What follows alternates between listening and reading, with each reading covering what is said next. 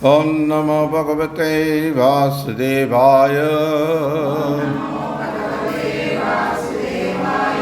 ॐ नमो भगवते वासुदेवाय। ॐ नमो भगवते वासुदेवाय।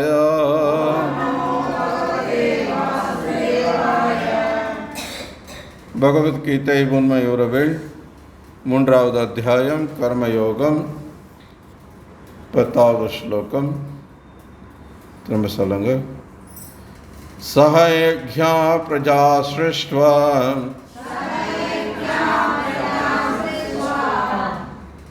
ப்ரோவாச்ச பிரஜாபதி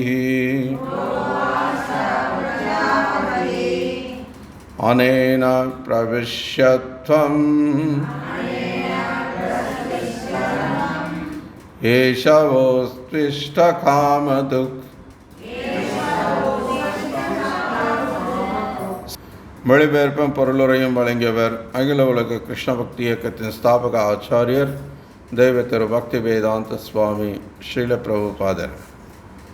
படைப்பின் ஆரம்பத்தில் மனித குலங்களையும் தேவர்களையும் விஷ்ணுவிற்கான பாகங்களுடன் சேர்த்து அனுப்பிய பிரஜாபதி, யாகங்களை செய்து சுகமாக இருங்கள், ஏனெனில் மகிழ்ச்சியான வாழ்விற்கும் முக்திக்கும் தேவையான அனைத்தும் இந்த யாகங்களால் அடையப்பெறும் என்று கூறி அவர்களை ஆசீர்வதித்தார். பொருளுரை. பகவான் விஷ்ணுவால் உண்டாக்கப்பட்ட இப்பௌதிக உலகம் முழுமுதற் கடவுளின் திருநாட்டிற்கு திரும்பிச் செல்ல கட்டுண்ட ஆத்மாக்களுக்கு அளிக்கப்பட்டுள்ள ஒரு வாய்ப்பாகும். பரமபுருஷ பகவான் கிருஷ்ணருடனான அல்லது விஷ்ணுவுடனான தங்களது உறவை மறந்த காரணத்தால் ஜட உலகில் உள்ள அனைத்து உயிர்வாளிகளும் பௌதிக இயற்கையால் கட்டுப்படுத்தப்பட்டுள்ளனர். வேதைஷ சர்வை அகமேவ வேத்யா என்ற பகவத்கீதையில் கூறியுள்ளபடி, இந்த நித்தியமான உறவை புரிந்து கொள்ள நமக்கு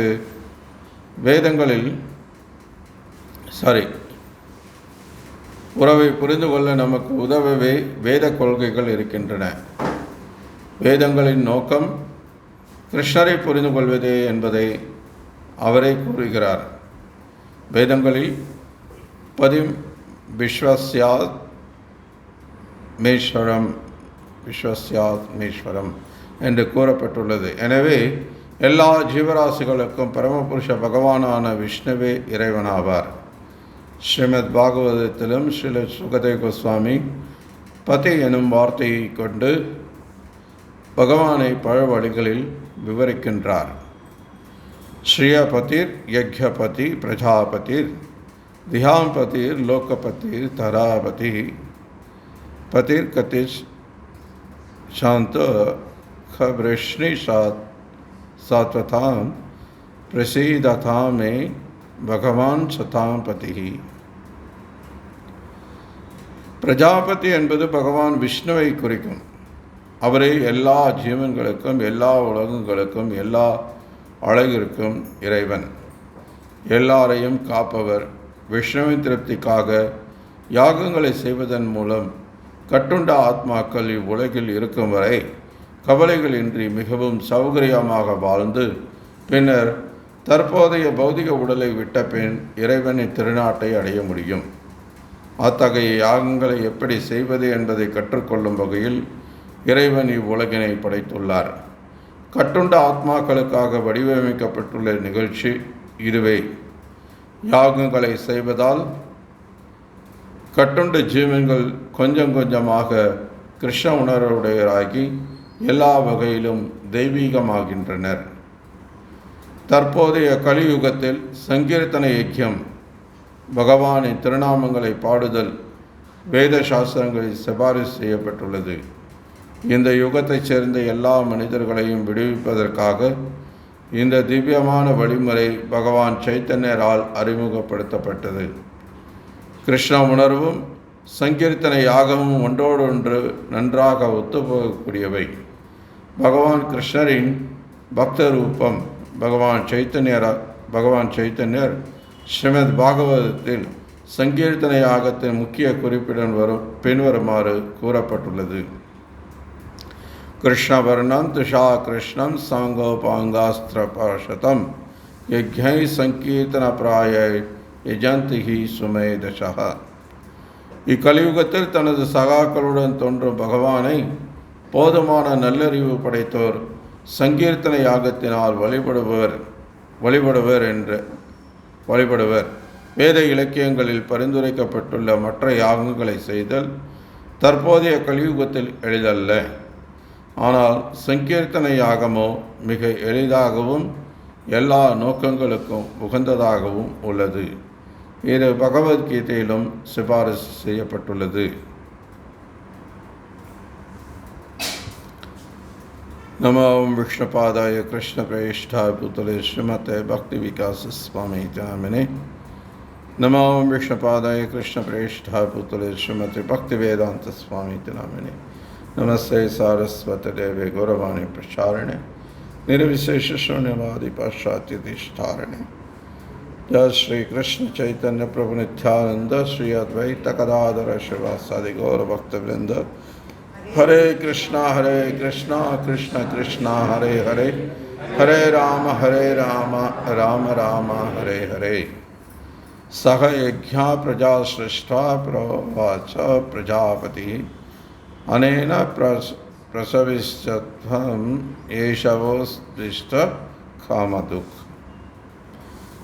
படைப்பின் ஆரம்பத்தில் மனித குலங்களையும் தேவர்களையும் விஷ்ணுவிற்கான யாகங்களுடன் சேர்த்து அனுப்பிய பிரஜாபதி, யாகங்களை செய்து சுகமாக இருங்கள், ஏனெனில் மகிழ்ச்சியான வாழ்விற்கும் முக்திக்கும் தேவையான அனைத்தும் இந்த யாகங்களால் அடையப்பெறும் என்று கூறி அவர்களை ஆசீர்வதித்தார்.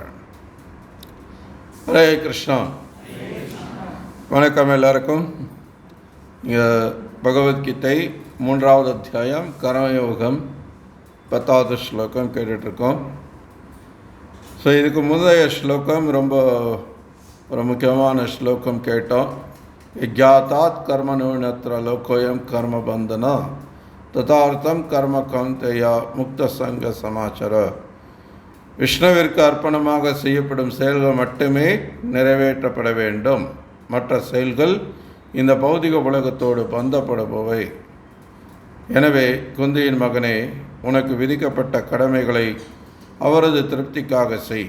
இவ்விதமாக நீ எப்போதும் பந்தத்திலிருந்து விடுபட்டு வாழ்வாய் என்று கிருஷ்ணர் கூறியிருக்கிறார்.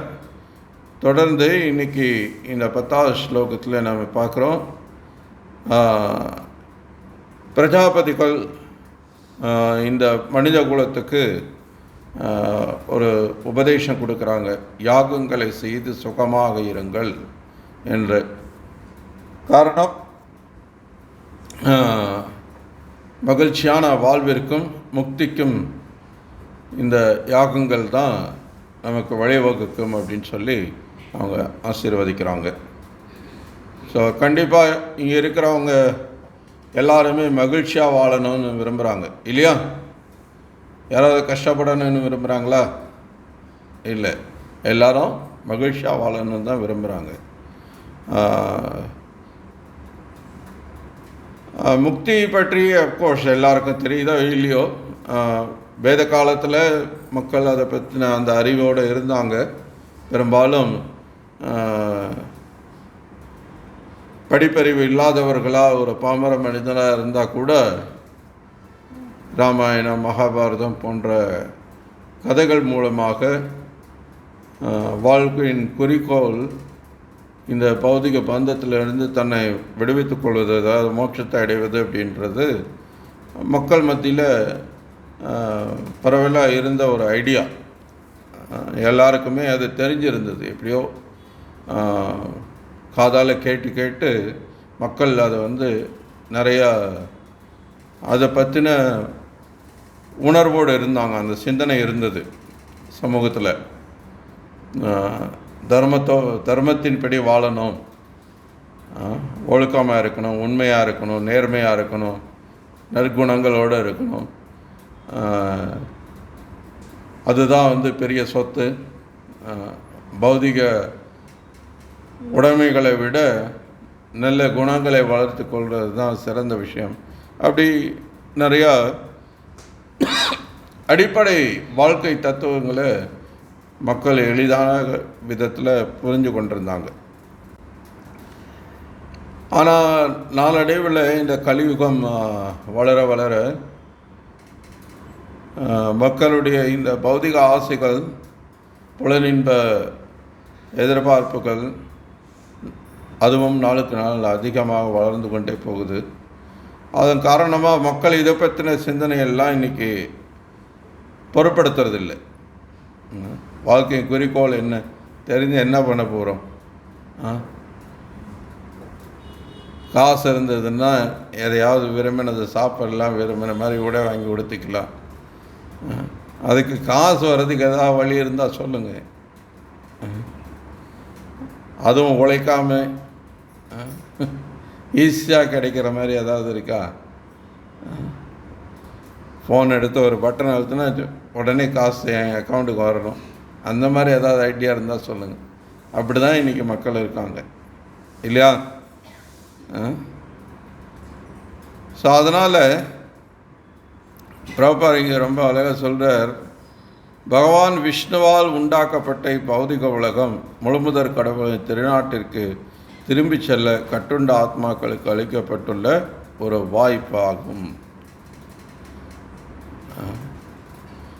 எப்படி சிறைச்சாலையில் இருக்கிற ஒரு குற்றவாளிக்கு, ஒரு கைதிக்கு அங்கே சிறைச்சாலைக்குள்ளே இருக்கக்கூடிய கட்டுப்பாட்டு விதிமுறைகளை கடைபிடித்து ஒரு நன்னடத்தையோடு இருக்கக்கூடிய ஒரு கைதிக்கு அவனுடைய தண்டனை காலம் முடிவதற்கு முன்பே அவனுக்கு விடுதலை கொடுக்கறதுக்கு பரிந்துரைக்கப்படும். ஒரு ஜனாதிபதி அந்த சிறைச்சாலைக்கு வரார் அப்படின்னா அது ஒரு குடியரசு தினமாகவோ அல்லது ஒரு சுதந்திர தினமாகவோ இருக்கும் பட்சத்தில் அந்த நாட்களில் இந்த மாதிரி இந்த குற்றவாளிகள், இந்த கைதிகள், இவங்க எல்லாம் ரொம்ப நல்ல நன்னடத்தையோடு இருந்திருக்காங்க அப்படின்னு அந்த சிறை அதிகாரி பரிந்துரைக்கும் போது அவங்களுக்கு தண்டனை காலம் முடியறதுக்கு முன்பே அவங்களுக்கு விடுதலை கொடுக்கறது உண்டு. இன்றைக்கும் கூட அது வழக்கத்தில் இருக்குது. அந்த மாதிரி இங்கே நம்ம செய்த தவறை உணர்ந்து ஏன் நம்ம இந்த பௌதிக உலகத்துக்கு வந்தோம், ஏன் இங்கே நம்ம கஷ்டப்படுறோம், இந்த கஷ்டத்துலேருந்து விடுபடுறதுக்கு வழி என்னன்றதை சிந்திக்க ஆரம்பித்து அதன்படி செயல்பட ஆரம்பித்தோம் அப்படின்னா அப்போது நம்ம இங்கே இருக்கிறதோட காரணம் என்னன்றதை புரிந்து கொள்ள முடியும். ஸோ அதனால் இங்கிருந்து வெளியேறதுக்கான வழி என்னன்றதையும் தெரிஞ்சு கொள்ள முடியும். இந்த சிந்தனையே இல்லை இன்றைக்கி சமூகத்தில். இன்றைக்கி ஏன் கஷ்டப்படுறோன்றதை பற்றி யாரும் சிந்திக்கிறது இல்லை. கஷ்டத்தில் இருந்து அப்போதைக்கு தற்காலிகமாக ஒரு நிவாரணம் வேணும், அவ்வளோதான். அதை பற்றி தான் அவங்க நினைக்கிறாங்களே ஒழிய ஏன் எனக்கு இந்த கஷ்டம் வந்தது அப்படின்ற அளவுக்கெல்லாம் சிந்திக்கிறதுக்கு இன்றைக்கி இந்த கலியுகத்தில் மூளை வேலை செய்யாமல் போயிடுச்சு, எல்லாம் மழுங்கி போயிடுச்சு. இந்த இன்டர்நெட் வசதி வந்த பிறகு மொபைல் ஃபோன், ஸ்மார்ட் ஃபோன், பேரளவிலான இந்த ஸ்மார்ட் ஃபோன், ஸ்டூபிட் ஃபோனு வந்ததுக்கப்புறம் மக்களுடைய வாழ்க்கை முறை தலைகீழாக மாறிக்கிட்டு இருக்கு. இன்றைக்கி பல பேருக்கு வாழ்க்கை பற்றின எந்த சிந்தனையுமே கிடையாது. ஒரு இயந்திர மாதிரி அப்படியே போயிட்டு வந்துட்டுருக்காங்க. எதுக்காக வாழ்கிறோன்ற பற்றின ஒரு ஐடியாவே இல்லை. ஆனாலும் கருணையோட பகவான் நமக்கு நம்ம பகவானுடனான உறவை, இந்த உலகத்தில் ஏன் இருக்கோம், இது போன்ற விஷயங்கள் எல்லாம் மறந்தால் கூட பகவான் நமக்கு அதை ஞாபகப்படுத்துறதுக்கு, அதன் படி நம்ம செயல்படுறதுக்கு அதுக்கான வாய்ப்புகள் எல்லாம் நமக்கு கொடுக்குறார். ஸோ தங்களது உறவை மறந்த காரணத்தால் ஜட உலகுள்ள அனைத்து உயிர்வாளிகளும் பௌதிக இயற்கையால் கட்டுப்படுத்தப்பட்டுள்ளனர். அப்படின்னா கஷ்டப்படுறாங்க, இங்கே சுதந்திரமாக இல்லை, அதனால் நீங்கள் கஷ்டப்படுறீங்க. நீங்கன்னா நம்ம எல்லாருமே இப்போது வயோதிகம் வருது, வியாதி வருது, மரணம் வருது. நம்ம இந்த உலகத்தில் பிறந்ததுனால இது எல்லாத்தையும் எதிர்கொள்ள வேண்டியிருக்கு. இதிலிருந்து நம்ம விடுபட முடியுமா? நம்ம நினச்சா இதனுடைய தாக்கத்திலேருந்து நம்ம விடுபட்டு இருக்க முடியுமான்னா முடியாது. அப்போ நம்ம ஒரு குறிப்பிட்ட கட்டுப்பாட்டுக்குள்ளே ஒரு குறிப்பிட்ட சூழலுக்குள்ளே தான் வாழ்ந்தாகணுன்றது கட்டாயமாகுது. நம்ம நிர்பந்திக்கப்படுறோங்க.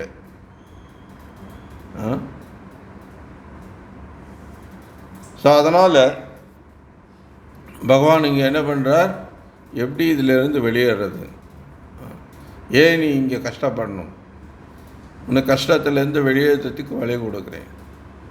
ஸோ முந்தைய ஸ்லோகத்தை சொல்கிறார், நீ விஷ்ணுவை திருப்திப்படுத்தும் வகையில் நீ எந்த செயலை வேணால் செய், அது உன்னை இந்த பௌதிக பந்தத்திலேருந்து விடுவிக்கும்.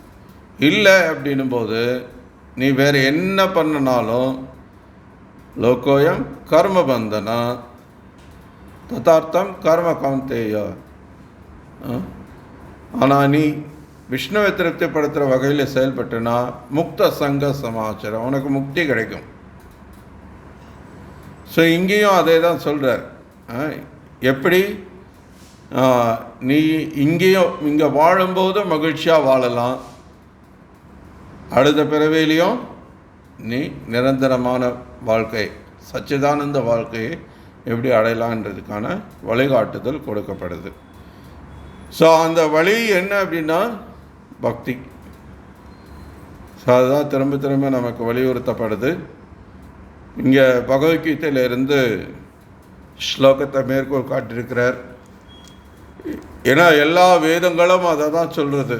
பகவானை அஃப்கோர்ஸ் பக்தின்றது பகவானுக்கு நம்ம செய்யக்கூடிய தொண்டு. அப்போ அதுக்கு முதல்ல பகவான் யாருன்னு தெரிஞ்சுக்கணும் இல்லையா? ஸோ வேதைஷ சர்வை ரகம்வேவ வேத்யா. ஸோ எல்லா வேதங்களுடைய சாரம் கிருஷ்ணர் பரமபுருஷ பகவான் என்பது தெரிஞ்சுக்கிறது தான். ஸோ அதுக்காக தான் இந்த வேத ஞானம் நமக்கு கொடுக்கப்பட்டிருக்கு. எல்லா உபனிஷத்துக்களும் எல்லா புராணங்களும் எல்லா வேதங்களும் வேதாந்தம் எல்லாமே எதுக்காக கொடுக்கப்பட்டிருக்குன்னா கிருஷ்ணர் பரமபுருஷ பகவான், கிருஷ்ணர் தான் முழுமோத கடவுள், அவர் தான் புருஷோத்தமராகிய பரமபுருஷர். இந்த உண்மையை நாம் அறிய வரும்போது அப்போ நம்ம யார் என்ற கேள்வி வருது. நான் யார்? நான் கிருஷ்ணருடைய நித்தியமான சேவகன்.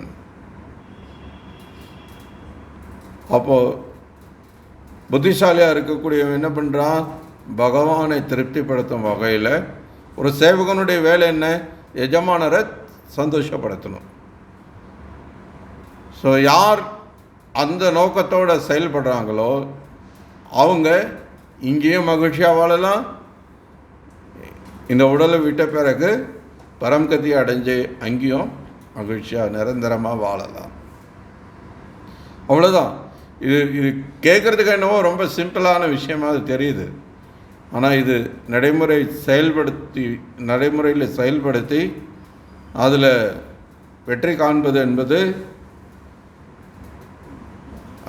சாத்தியமில்லாத ஒரு விஷயம் கிடையாது. அப்படி இருந்தால் இதை பற்றி இங்கே விளக்க வேண்டிய அவசியமே கிடையாது, இதை பற்றி பேசுகிறதுல அர்த்தமே கிடையாது. கண்டிப்பாக சாத்தியமானது. ஆனால் அதுக்கான விருப்பமும் முயற்சியும் நம்ம இடத்துல இருக்கணும். விருப்பம் இல்லாமல் ஒரு விஷயத்தை நம்ம ஒருத்தருக்கு போய் விரும்பின திணிக்கிறதுனால ஒன்றும் ஆகிடாது. நம்மளாக விரும்பி இதில் ஈடுபட்டால் தான் நம்ம இந்த பௌதிக ஆசைகள்லேருந்து, பௌதிக கலங்கங்களிலிருந்து நம்ம தூய்மை அடைய முடியும், நம்மளை தூய்மைப்படுத்திக்க முடியும். அதை விட்டுட்டு இப்போ நம்ம இங்கே செய்யறக்கே ஒருத்தரை கூப்பிட்டு வந்து நீங்கள் ஜெபம் பண்ணுங்க, நீங்கள் பாகவத்தை கேளுங்க அப்படின்னு சொல்லி வலியுறுத்தினோன்னா அவங்களுக்கு மனசு ஈடுபடவே இல்லை, அவங்க அதை பற்றி கேட்குறதுக்கே விருப்பம் இல்லை. அப்படின்போது அது பெருசாக ஒன்றும் வேலை செய்யாது. கொஞ்சமாவது ஆரம்பத்தில் ஈடுபாடு இல்லைன்னா கூட வந்த பிறகு பக்தர்கள்லாம் பார்த்த பிறகு எல்லாரும் நல்லா வாங்க வாங்கன்னு வரவேற்கிறாங்க, சந்தோஷமாக பேசுகிறாங்க, நல்ல பிரசாதம் கொடுக்குறாங்க அப்படின்ற அந்த ஒரு அப்ரிஷியேஷன், பக்தர்களை மதிக்க கற்றுக்கொள்ளணும், பக்தர்களை பாராட்ட தெரிஞ்சுக்கிட்டோம் அப்படின்னா கொஞ்சம் நம்பிக்கை வரும். அதாவது ஸ்ரத்தா ஆரம்பத்தில் அந்த கொஞ்சம் நம்பிக்கையாவது நமக்கு குறைஞ்சது வேணும். அதுக்கப்புறம் தான் கொஞ்சம் கொஞ்சமாக நம்ம வளர்ச்சி பெற முடியும். ஸோ அதனால் இந்த பக்தி பயிற்சி அப்படின்றது நம்ம பகவான், எல்லாரும் பகவான், இந்த மாதிரி மாயாவாதிகளை போல் அபத்தமான எண்ணங்களோடு இருந்தனாலாம் அது முடியாது. கிருஷ்ணர் ஒருத்தர் தான் பகவான். பகவான் அப்படின்னாலே ஒருத்தர் தான். பிரம்மமேகம் த்விதீயம் நாஸ்தின்னு வேதம் சொல்லுது. அப்படின்னா பகவான் ஒருத்தர் தான், 2 பேர் 3 பேரோ 4 பேரோ அப்படிலாம் கிடையாது. பகவான்னா அது ஒரே ஒருத்தர் தான். அவருக்கு சமமாகவோ அவருக்கு மேலேயோ யாரும் கிடையாது. அசம ஊர்தவா. சம அப்படின்னா சமநிலையில் இருக்கிறது, ஊர்துவான்னா மேலே இருக்கிறது. அசமம் அப்படின்னா சமமாக யாரும் கிடையாது, மேலேயும் யாரும் கிடையாது. அவர் தான் எல்லாத்துக்கும் உச்சமானவர். அவர் தான் பரம கட்டுப்பாட்டாளர், பரம அனுபவிப்பாளர், பரம படைப்பாளர். எல்லாத்தையும் படைக்கிறார், பராமரிக்கிறார், எல்லாத்தையும் அனுபவிக்கவும் செய்கிறார். யார் இந்த எல்லாத்தையும் செய்கிறாங்களோ அவர் தான் பகவான். ஸோ வேதம் யார் இதை எல்லாத்தையும் செய்கிறது அப்படின்னா கிருஷ்ணர். கிருஷ்ணர் தான் இதை எல்லாத்தையும் செய்கிறார். ஆம் சர்வஸ்ய பிரபவா, எல்லாமே அவர்கிட்ட இருந்து தான் வருது, அவர் தான் படைக்கிறார். மயா தக்ஷேன பிரகிருதி, இந்த பிரகிருதியை நான் தான் பராமரிக்கிறேங்கிறார், என்னுடைய மேற்பார்வையில் தான் செயல்படுத்துங்கிறார். போக்தாராம் ஏகதபசாம், நான் தான் எல்லாத்தையும் அனுபவிக்கிறேங்கிறார்.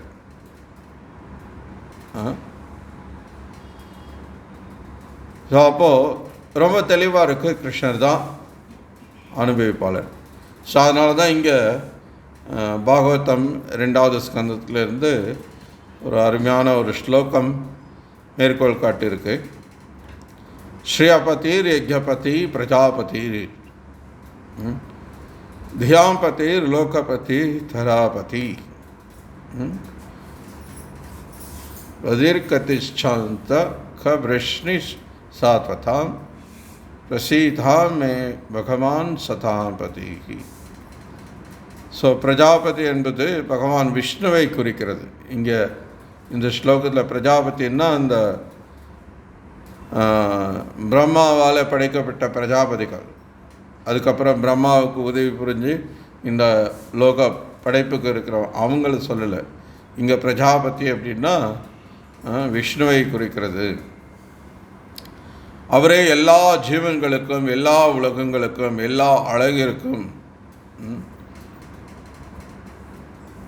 இறைவன், எல்லாரையும் காப்பவர். ஸோ இப்படி பகவானுடைய ஸ்தானம் என்ன அப்படின்றத இங்கே மிக தெளிவாக சொல்லப்படுது. ஸோ அதுக்கப்புறம் சில பிரபுபாதர் வந்து இந்த சங்கீர்த்தன யஜ்யம் இதை அறிமுகப்படுத்துகிறார். இப்போது காரணம், இந்த கலியுகத்தில் இந்த பொருளுரையில் ஆரம்பத்தில் சொல்கிற மாதிரி இந்த கட்டுண்ட ஜீவன்களை இந்த உலகத்திலிருந்து வெளியேற்றுற நோக்கத்தில் தான் இந்த உலகம் படைக்கப்பட்டிருக்குன்றார். ஸோ அப்படின்னும் போது இப்போ இந்த கலியுகத்தில் வேதம் ஆராய்ந்து பார்க்கும்போது ஒவ்வொரு யுகத்துக்கும் ஒரு யுக தர்மம் இருக்குது. 4 விதமான யுகங்கள் இருக்குது. சத்தியுகம், திரேதா யுகம், துவாபர யுகம், கலியுகம் அப்படின்னு. ஸோ இப்போ நம்ம இருக்கிறது கலியுகம் இல்லையா? ஸோ இதுக்கு முந்தைய யுகங்களில் வெவ்வேறு வழிமுறைகள் இருந்தது. யுக தர்மம் வேறு வேறு. சத்தியுகத்தில் தியானம், நீண்ட காலம் தியானம் பண்ணுறது வழிமுறையாக இருந்தது. அதுக்கப்புறம் யாகம் செய்கிறது, அதுக்கப்புறம் கோயில் வழிபாடு, விக்கிரக வழிபாடு. இப்போ இந்த வழிபாட்டு முறைகள், இந்த வழிமுறைகள்லாம் இந்த கலியுகத்தில் சாத்தியமா அப்படின்னா இல்லை. ஏன்னா அதுக்கு நம்ம தகுதியானவர்களாக இல்லை. இப்போது தியானம் எல்லாம் பண்ணணுன்னா ரொம்ப, இப்போ பகவத்கீதையிலே 6வது அத்தியாயத்தில் தியாகி யோகத்தில் நீங்கள் பார்த்தீங்கன்னா முதல் தகுதியே பிரம்மச்சரியத்தை கடைபிடிக்கணும். எத்தனை பேர் இன்றைக்கி அதுக்கு தயாராக இருக்காங்க?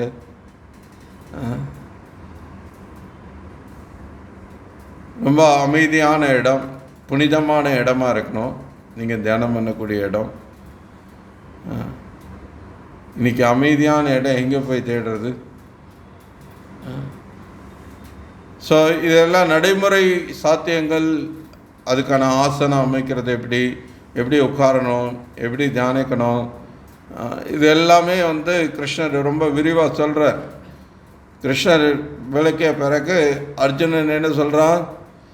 கிருஷ்ணா, வீசும் காற்றை கூட அடைக்கிற முடியும், ஆனால் மனசை அடக்கிறது வந்து அவ்வளோ சுலபமாக இல்லை, ரொம்ப கஷ்டம் அப்படிங்கிறான். இது இப்போ 5000 வருஷத்துக்கு முன்னாடி. 5000 வருஷத்துக்கு முன்னாடி இன்றைக்கி இருக்கிற மாதிரி இந்த ஏன்னா பெரிய பெரிய நெடுஞ்சாலைகள், போக்குவரத்து வசதிகள், இந்த விமானங்கள், தொழிற்சாலைகள் இதெல்லாம் இல்லை. உலகம் இன்னும் ரொம்ப இயற்கை ஒட்டி ரொம்ப நல்ல வளமாக வாழ்வதற்கு ரொம்ப ஏதான ஒரு சூழலில் இருந்தது. அன்னைக்கு காலகட்டத்திலேயே அர்ஜுனனை போல ஒரு மிகச்சிறந்த ஒரு வீரனாலேயே அது முடியல அப்படின்னும் போது, ஏன்னா அர்ஜுனன் வந்து ரொம்பவும் திறமைசாலி, அவனுடைய மனதை புலன்களை கட்டுப்படுத்துறதுல ரொம்ப தேர்ச்சி பெற்றவன். ஆனால் அவனே வந்து இந்த பயிற்சி முடியல அப்படின்னு சொல்லும்போது, இந்த கலியுகத்தில் வாழக்கூடிய நமக்கு இதெல்லாம் நினச்சி கூட பார்க்க முடியாது. நடைமுறையில் அது சாத்தியம் இல்லை. அதே போல் பெரிய பெரிய யாகங்கள் செய்கிறதெல்லாம் இன்றைக்கி சாத்தியங்கள் கிடையாது.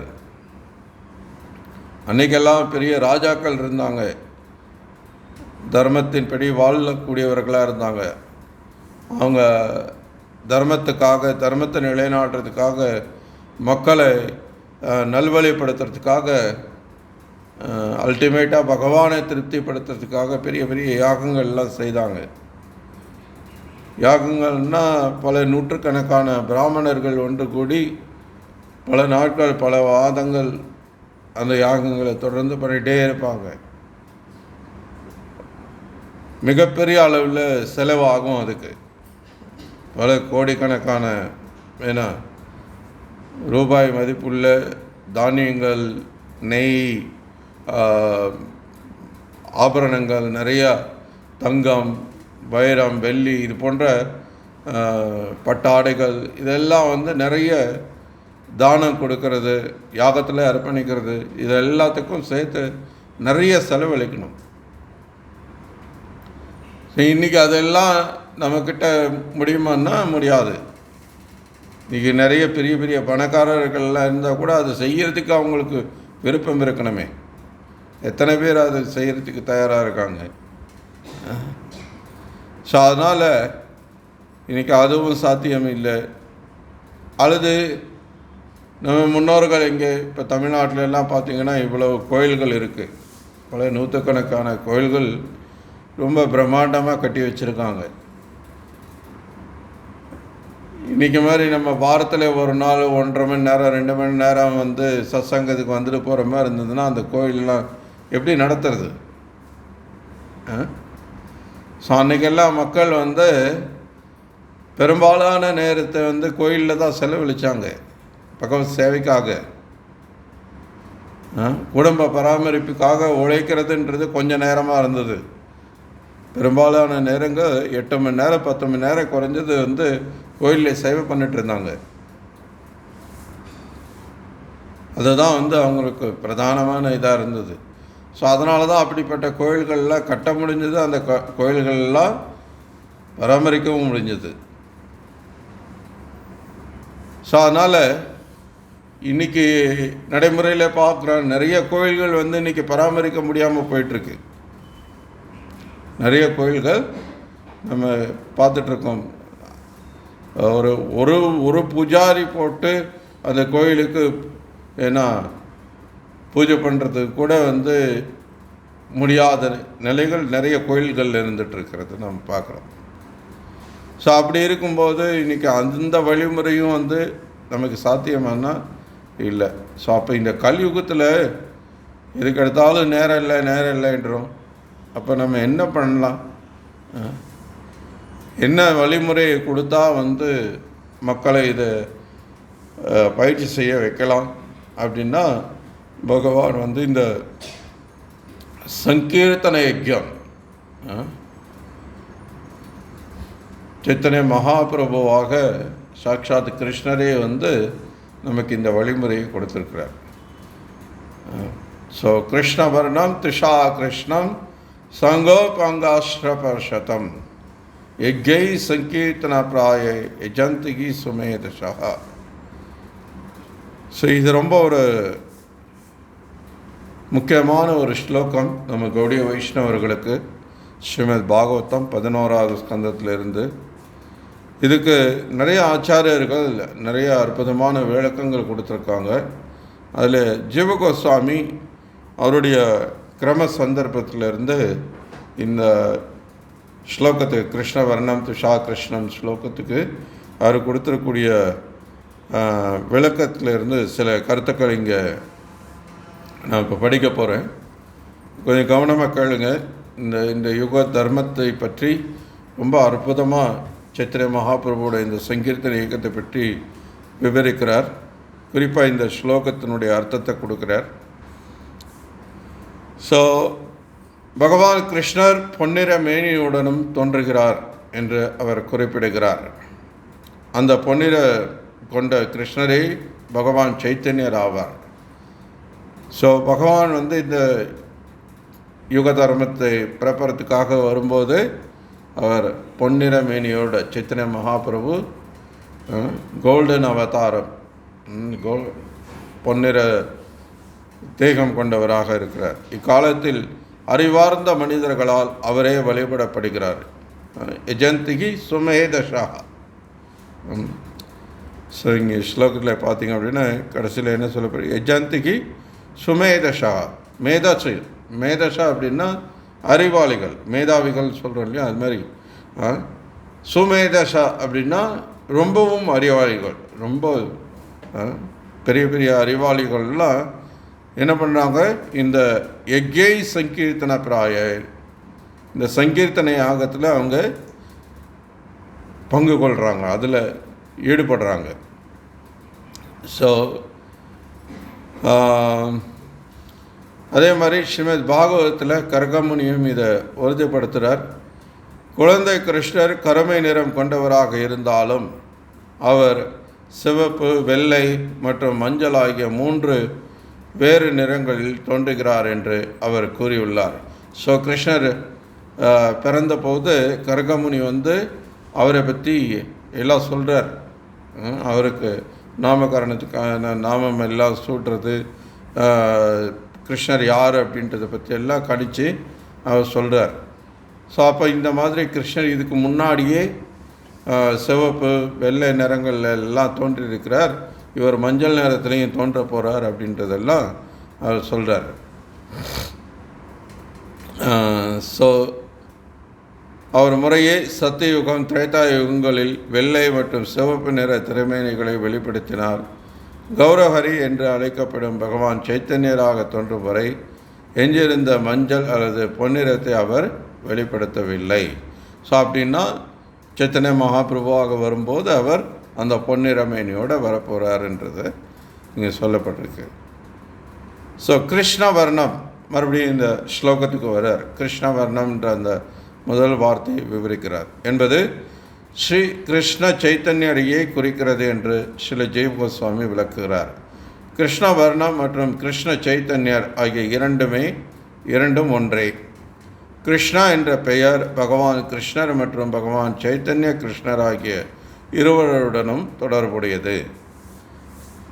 பகவான் ஸ்ரீ சைத்தன்ய மகாபிரபு முழுமுதற் கடவுள் ஆவார். இருப்பினும் அவர் எப்போதும் கிருஷ்ணரை பற்றிய விவரிப்பதிலும் அவரது திருநாமத்தையும் ஒரு திருவுருவத்தையும் ஜபித்து நினைவு கூறுவதன் மூலம் தெய்வீக பேரானந்தத்தை அனுபவிப்பதில் ஈடுபடுகிறார். ஸோ சாக்ஷாத் கிருஷ்ணரை தான் சைத்தன்ய மகாபிரபு வந்திருக்கிறார். ஆனால் மகாபிரபு என்ன பண்ணுறார்? கிருஷ்ண நாமத்தை பாடுறதுலையும் கிருஷ்ணரை வழிபடுறதுலையும் ஈடுபட்டிருக்கிறார். ஸோ பக்த அவதாரம், கிருஷ்ணர் கிருஷ்ண பக்தராக இங்கே வந்திருக்கிறார். தன்னை பகவானாக காட்டிக்கொள்ளாமல் தன்னை ஒரு பக்தராக காட்டிக்கொண்டு இங்கே வர்றார். ஸோ அப்படி வரும்போது அவர் என்ன பண்ணுறார்? கிருஷ்ண நாமத்தை உச்சரிக்கிறார், சங்கீர்த்தனம் செய்கிறார். அதுதான் அவருடைய பிரதானமான செயல்களாக இருக்கிறது. ஸோ மிக உயர்ந்த ஆன்மீக உபதேசத்தை வழங்குவதற்காக பகவான் கிருஷ்ணரை சைத்தன்யராக தோன்றுகிறார். வர்ணயதி என்றால் உச்சரித்தல் அல்லது விவரித்தல் என்று பொருள். ஸோ பகவான் சைத்தன்யர் எப்போதும் கிருஷ்ணனின் புனித நாமத்தை ஜெயிப்பதோடு அதை பற்றி விவரிக்கவும் செய்கிறார். அவரே கிருஷ்ணராக இருப்பதால் அவரை சந்திக்கும் எவரும் இயல்பாகவே கிருஷ்ணரின் புனித நாமத்தை ஜபித்து பின்னர் அதை பற்றி மற்றவர்களுக்கும் விவரிப்பார்கள். ஸோ மகாபிரபு எப்போதும் ஹரிநாம கீர்த்தனத்தில் ஈடுபட்டுட்டே இருந்தார். நீங்கள் சைத்தன்ய சரிதாமிரத்தை படித்தீங்கன்னா நீங்கள் பார்க்கலாம், மகாபிரபு எப்போதும் ஆனந்தமாக ஹரிநாம கீர்த்தனத்தில் ஈடுபட்டுட்டே இருப்பார். குறிப்பாக இந்த ரத்த யாத்திரை போன்ற திருவிழா காலங்களில் பல மணி நேரம் தொடர்ந்து அந்த கீர்த்தனை நடக்கும். ஸ்ரீவாஸ் தாக்கூருடைய வீட்டில் தினமும் இரவு நேரம் முழுக்க சங்கீர்த்தனை தொடர்ந்து நடந்துகிட்டே இருக்கும். ரொம்ப நெருங்கிய சகாக்களோட மகாபிரபு அந்த கீர்த்தனத்தில் மணி நேரங்கள், ஏன்னா நம்மெல்லாம் அரை மணி நேரம் 1 மணி நேரம் கீர்த்தனம் பண்ணால் களைப்பாயிடுறோம். 8 மணி நேரம் 10 மணி நேரம் 12 மணி நேரம் அப்படின்னு தொடர்ந்து கீர்த்தனை பண்ணிகிட்டே இருப்பாங்க. கீர்த்தனைன்னா வெறுமனே சும்மா நின்றுக்கிட்டு அப்படி பாடுறது கிடையாது. அப்படியே மகாபிரபுலாம் ரொம்ப பயங்கரமாக குதிப்பார்.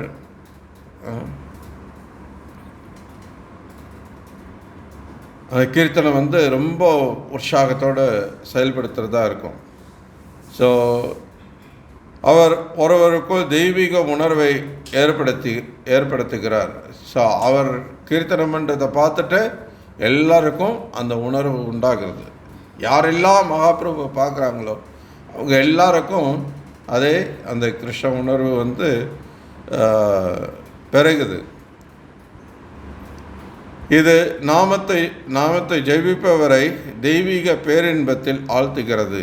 எனவே எல்லா வகையிலும் அவர் தனது திருவுருவத்தின் மூலமாகவோ அல்லது திருநாமத்தின் மூலமாகவோ அனைவருக்கும் கிருஷ்ணராகவே காட்சியளிக்கிறார். பகவான் சைத்தன்யரை காண்பதன் மூலமே ஒருவருக்கு உடனடியாக பகவான் கிருஷ்ணரின் நினைவு வருகிறது. எனவே அவரை விஷ்ணு தத்துவம் என்று ஏற்றுக்கொள்ளலாம். வேறு வார்த்தைகளில் கூறுவதானால் பகவான் சைத்தன்யர் பகவான் கிருஷ்ணரே ஆவார். ஸோ சைத்தன்ய மகாபிரபு ரொம்ப அழகான திருமேனியை கொண்டிருந்தார். அவர் இங்கே விளக்கப்பட்டிருக்கு. இங்கே எனவே இதை படிச்சிடலாம். சங்கோபாங்காஷ்ட பர்ஷத்தம், அவருடைய அஸ்திரம் என்ன அப்படின்னு கேட்டால், அவரது திருமேனி எப்போதும்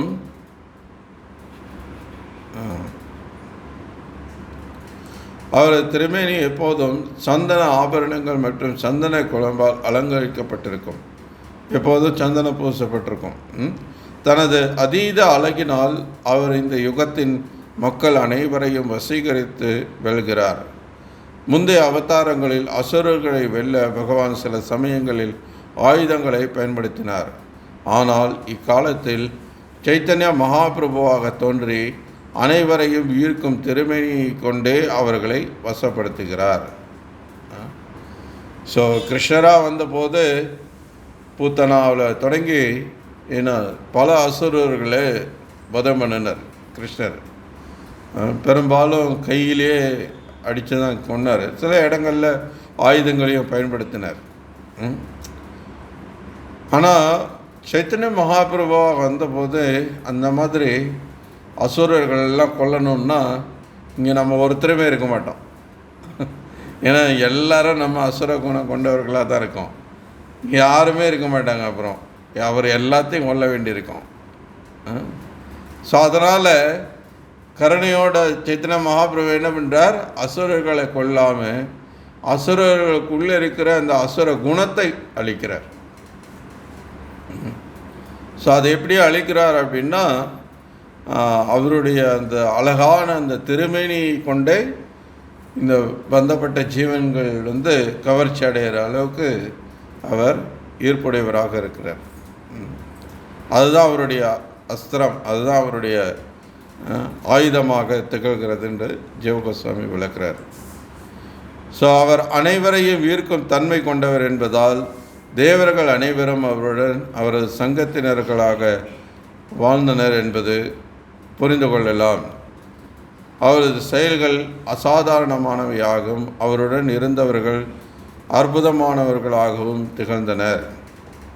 ஸோ சொர்க்கலோகங்களிலிருந்து பல தேவதாக்கள்லாம் இங்கே சைத்தன்ய மகாபிரபுவோட சங்கீர்த்தன இயக்கத்தில் பங்கெடுத்து கொண்டார்கள். அவர் சங்கீர்த்தன இயக்கத்தை பரப்பிய போது குறிப்பாக வங்காள மற்றும் ஒரிசாவில் பல சிறந்த அறிஞர்களையும் ஆச்சாரர்களையும் ஈர்த்தார். நித்யானந்த பிரபு, அத்வைத பிரபு, கதாதர் மற்றும் ஸ்ரீவாசர் போன்ற மிகச்சிறந்த சங்கத்தினர்கள் எப்போதும் சைத்தன்ய பிரபுவுடன் இருக்கின்றனர். வேத இலக்கியங்களிலிருந்து ஒரு ஸ்லோகத்தை மேற்கோள் காட்டி விரிவான யாகங்களையோ அல்லது சடங்கு சார்ந்த விழாக்களையோ நடத்த வேண்டிய அவசியமில்லை என்று சில ஜீவகோஸ்வாமி குறிப்பிடுகிறார். முன்னாடியே நம்ம கேட்ட மாதிரி முந்தின யுகங்களுக்கான இந்த வழிமுறையெல்லாம் செய்ய வேண்டிய அவசியம் இல்லை. இத்தகைய ஆடம்பரமான வெளிப்படையான சடங்குகளில் ஈடுபடுவதற்கு பதிலாக சாதி, நிறம் மற்றும் மத வேறுபாடின்றி மக்கள் அனைவரும் ஒன்று கூடி ஹரே கிருஷ்ண நாமத்தை ஜெபிப்பதன் மூலம் பகவான் சைத்தன்யரை வழிபடலாம் என்று அவர் கூறுகிறார். கிருஷ்ணவர்ணம் த்விஷா கிருஷ்ணம் என்ற ஸ்லோகம் கிருஷ்ண நாமத்திற்கு முதன்மை அளிக்கப்பட வேண்டும் என்பதை சுட்டி காட்டுகிறது. ஸ்ரீ சைத்தன்ய மகாபிரபு கிருஷ்ண உணர்வை போதித்தார் மற்றும் கிருஷ்ண நாமத்தை ஜபித்தார்.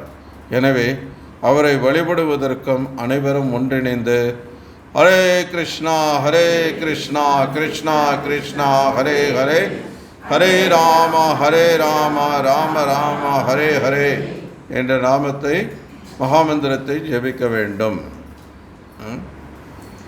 ஸோ தேவாலயங்கள், கோயில்கள் அல்லது மசூதிகளில் வழிபாட்டை பரப்புவது சாத்தியமற்றது. ஏனெனில் மக்கள் அதில் ஆர்வத்தை இழந்துவிட்டனர். ஆனால் மக்கள் எங்கு வேண்டுமானாலும் ஹரே கிருஷ்ண நாமத்தை ஜபிக்கலாம். இவ்வாறு ஸ்ரீ சைத்தன்யரை வழிபடுவதன் மூலம் அவர்கள் மிகச்சிறந்த செயலை செய்து பரம இறைவனை திருப்திப்படுத்தும் மிக உயர்ந்த ஆன்மீக நோக்கத்தை நிறைவேற்ற முடியும். ஸோ நீங்கள் பார்க்கலாம், மகாபிரபுவோட இந்த சங்கீர்த்தன இயக்கம், அந்த இயக்கத்தினுடைய சேனாபதியாக இந்த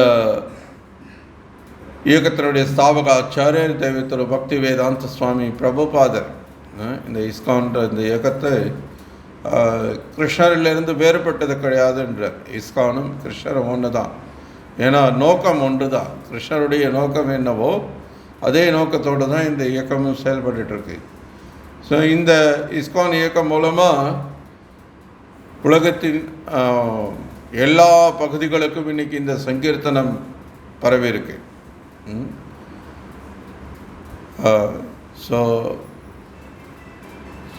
இந்த உலகத்தில் இருக்கக்கூடிய ஒவ்வொரு நகரங்கள்லேயும் கிராமங்கள்லேயும் என்னுடைய நாம சங்கீர்த்தனம் பரப்பப்படும் அப்படின்னு சைத்தன்ய மகாபிரபு சொல்லியிருந்தார். ஸோ அதனால் இன்றைக்கி நடைமுறையில் பார்த்தோம்னா அது சாத்தியமாக்கப்பட்டிருக்கு. அது எப்படின்னா சில பிரபுபாதருடைய கருணையினால்.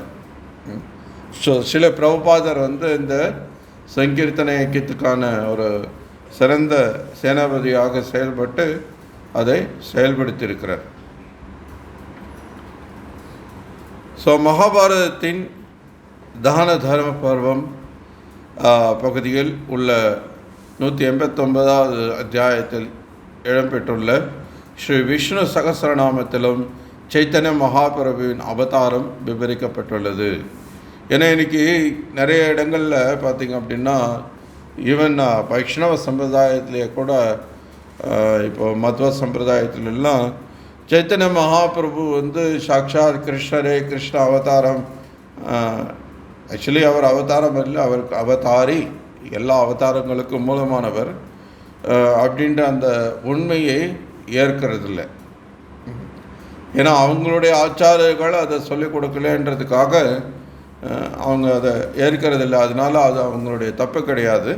பட் இருந்தாலும் இந்த உண்மை கௌடிய வைஷ்ணவர்களுக்கு ரொம்ப அழகாக வெளிப்படுத்தப்பட்டிருக்கு. அதனால தான் ஜீவ கோஸ்வாமி இந்த ஸ்லோகங்கள்லாம் மேற்கோள் காட்டுறார். இது சைத்தன்ய மகாபிரபுவை சாக்ஷாத் கிருஷ்ணரே அப்படின்னு சொல்லி நம்ம ஏற்றுக்கொள்கிறது ஏதோ சென்டிமெண்ட்டாக ஒரு மன எழுச்சியில் நம்ம எதையோ, ஏன்னா எத்தனையோ பேர் யாரையோ பகவானை ஏற்றுட்ருக்காங்க. அந்த மாதிரி நம்மளும் மகாபிரபு பகவான் சொல்லி ஏற்றுட்ருக்கோம் அப்படின்றது அர்த்தம் கிடையாது. இது சாஸ்திரத்தில் சொல்லப்பட்டிருக்கு, சாஸ்திர மேற்கோள்கள் இருக்குது. அதுதான் இந்த கிருஷ்ண வர்ணம் துஷா கிருஷ்ண ஸ்லோகம் இங்கே மேற்கோள் காட்டப்பட்டிருக்கு. ஸோ அதனால் இது சாக்ஷாத் கிருஷ்ணரே. நடைமுறையில் இன்றைக்கி இந்த சங்கீர்த்தனத்தில் ஈடுபடக்கூடிய ஒருத்தரும் எவ்வளோ தூய்மை அடைகிறாங்கன்றதையும் நம்ம பார்க்குறோம். எவ்வளவோ மோசமான பின்னணியிலிருந்து இஸ்லாம் குடும்பத்தில் பிறந்தவங்க அல்லது நாத்திகர்களாக இருந்தவங்க, எப்படி என்னென்னவோ பின்னணியில் இருந்து வந்தவங்கெல்லாம் இன்றைக்கி ஒன்றாக சேர்ந்து ஒற்றுமையாக இந்த சங்கீர்த்தன இயக்கத்தில் ஈடுபட முடியுது. ஸோ இங்கே உண்மையிலேயே சமத்துவம், உண்மையிலேயே எந்த பாகுபாடும் இல்லாமல் வேறுபாடு பார்க்காம எல்லாரையும் சமமாக நடத்த முடியும் அப்படின்னா அது இந்த கிருஷ்ணபக்தி இயக்கத்தினால மட்டும்தான் சாத்தியம். காரணம் இது எல்லாமே முழுக்க முழுக்க ஆத்ம தளத்தில், ஆன்மீக தளத்தில் செயல்படக்கூடிய விஷயங்கள். ஸோ ஆத்ம ரீதியாக நம்ம பார்த்தோம்னா எல்லாருமே சமம்தான். இங்கே யாரும் உயர்ந்தவர்கள் தாழ்ந்தவர்கள் அப்படின்ற அந்த பாகுபாடு இங்கே கிடையாது. எல்லா ஆத்மாவும் ஒன்று தான். எல்லாமே கிருஷ்ணருடைய நித்தியமான சேவகர்கள், அவ்வளோதான். ஆனால் இந்த வேறுபாடுகள் எல்லாம் வெறும் இந்த சரீர அடிப்படையிலானது. அது தெரியாமல் இங்கே இப்போ நம்ம இந்த உலகத்தில் எல்லா சமம், நம்ம இங்கே சமத்துவத்தை நாங்கள் உருவாக்க போகிறோம், சமூக நீதியை நிலைநாட்ட போகிறோம் அப்படின்லாம் வாய்க்கிலே பேசுகிறதெல்லாம் வெறும் காலவிரயம், ஸ்ரம ஏவகி கேவலம். அதனால் ஒரு பிரயோஜனமும் கிடையாது. நடைமுறையில் அது அவங்க செயல்படுத்துறதுன்றது சாத்தியம் இல்லாதது. ஆனால் இந்த இயக்கம் அதை செய்து கொண்டிருக்கு, நம்ம கண்கூட அதை பார்த்துட்ருக்குறோம். ஸோ அதனால் இன்னும் கொஞ்சம் இருக்குது, ஜஸ்ட் இதை படிச்சிடலாம். தமது ஆரம்பகால லீலைகளில் அவர் பொன்னிற திருமேனியுடன் ஒரு இல்லறத்தாராக தோன்றுகிறார். அவரது அங்கங்கள் அழகியவை, சந்தனக்குளம் பூசப்பட்ட அவரது திருமேனி உருவாக்கப்பட்ட தங்கத்தை போல ஜொலிக்கிறது. மேலும் அவர் சந்நியாசகிருத் சமச்சாந்தோ நிஷ்டா சாந்தி பராயணா என்பதையும் மேற்கோள் காட்டியுள்ளார். தமது பிற்கால லீலைகளில் அவர் சந்நியாச ஆசிரமத்தை ஏற்கிறார். அவர் சமநிலை மற்றும் அமைதி கொண்டவராக திகழ்கிறார். இறைவனின் உருவமற்ற தன்மையை, அதாவது நிர்குண பிரமத்தை மட்டுமே நம்பி பக்தி செலுத்தாதவர்கள் வாதங்களை அவர் மௌனமாக்குவதால் அவரே அமைதி மற்றும் பக்தியின் உன்னத இருப்பிடமாக திகழ்கிறார். ஸோ எனிவே ஐடியா என்ன அப்படின்னா, இந்த கலியுக மக்களான நமக்கு இந்த யுகத்துக்கான யுக தர்மத்தை பரப்புவதற்காக வந்த ஸ்ரீ சைத்தன்ய மகாபிரபு சாக்ஷாத் பகவான் கிருஷ்ணரே, கிருஷ்ணனிலிருந்து வேறுபட்டவர் அல்ல. ஸோ அதனால் இந்த கலியுகம் பொதுவாக மற்ற யுகங்களை விட ரொம்ப மோசமானது. இங்கே நிறைய கெட்ட குணங்கள் இருக்கும், இங்கே தர்மம் இருக்காது அப்படின்னு எல்லாம் சொல்லப்படுறது உண்டு. இப்போவும் அப்படி தான். ஆனாலும் இந்த குறிப்பிட்ட இந்த கலியுகம் கிருஷ்ணரே, சாக்ஷாத் கிருஷ்ணரே இதுக்கு முந்தைய யுகத்தில் இந்த உலகத்தில் தோன்றினார். பிருந்தாவனத்தில் தோன்றி அவருடைய உன்னத லீலைகள்லாம் புரிஞ்சார். ஸோ அவரை தொடர்ந்து அடுத்து வரக்கூடிய இந்த கலியுகத்தில் அதே கிருஷ்ணர் சாக்ஷாத் சைத்தன்ய மகாபிரபுவாக வர்றார். இதே மாதிரி கலியுகத்தில் வேறு சமயங்களில் வரக்கூடிய மகாபிரபு சாக்ஷாத் கிருஷ்ணரே கிடையாது. கிருஷ்ணருடைய சக்தி ஆவேஷ அவதாரமாக இருக்கலாம், கிருஷ்ணருடைய மற்ற அவதாரங்களாக இருக்கலாம். ஆனால் இந்த யுகம் மாதிரி கிடையாது. ஸோ அதனால் இந்த குறிப்பிட்ட கலியுகத்தில் தேவலோகங்களில் இருக்கக்கூடிய தேவதாக்கள்லாம் கூட இங்கே தோன்றணும்னு விருப்பப்படுறாங்க. ஏன்னா இங்கே இருக்கக்கூடிய அந்த வழிமுறை அவ்வளோ எளிதானது, எல்லாராலேயும் இதை செய்ய முடியும். இதில் என்ன கஷ்டம் இருக்குது? பிரபாது கேட்பார், வாட் இஸ் த டிஃபிகல்ட்டி? இதில் என்ன கஷ்டம் இருக்குது? ஹரே கிருஷ்ணா கிருஷ்ணா கிருஷ்ணா ஹரே ஹரே, ஹரே ராம ராம ராம ஹரே ஹரே. நாக்கு இருக்கு, எல்லாராலையும் சொல்ல முடியுது, அவ்வளோதான். இதில் என்ன போய் கஷ்டம் இருக்கு?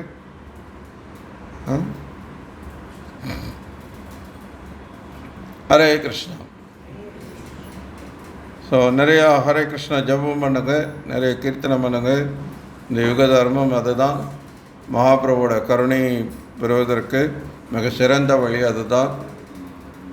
நம்ம எல்லா பௌதிக குணங்கள்லேருந்தும் நம்மளை விடுவிச்சுக்கிறதுக்கு, தூய்மைப்படுத்திக்கிறதுக்கான மிகச்சிறந்த வழியும் அதுதான். ஹரே கிருஷ்ணா.